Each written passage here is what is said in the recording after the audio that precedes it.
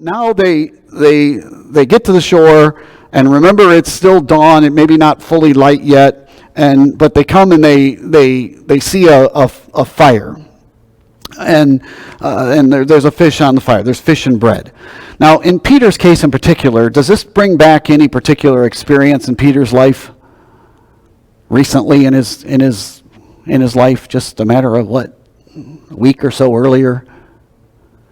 Remember when Peter was in there and John, or in not Pilate's, but Caiaphas's palace there, his place. Remember when Peter went around the fire and warmed himself with the enemies, and the little girl looked at him and said, "Aren't you one of the apostles?" And that's when Peter did his denial, was the last time he was meeting around a fire. And now here it is again.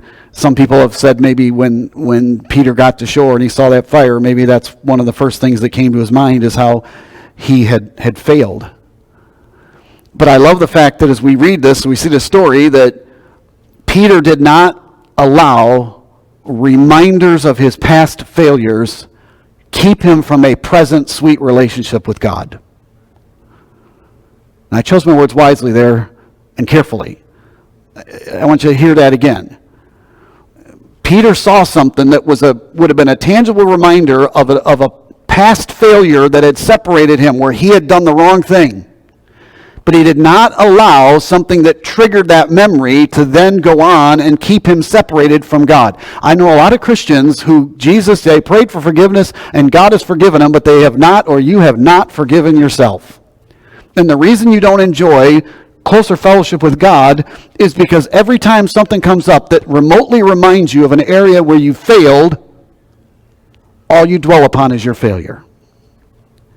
And Satan's good about doing that, isn't he? He's good about reminding you in the areas where you have messed up in the past. And he says, "Hey, look at this."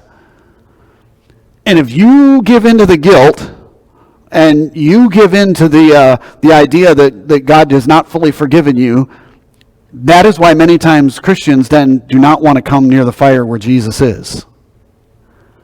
So I'm just not good enough. I'm just not worthy enough. Well, no, none of us are. But when Jesus invites you to come to the fire, and he's forgiven you, things are right, you come. And that's what Peter does, and Peter enjoys the fellowship, with the Lord.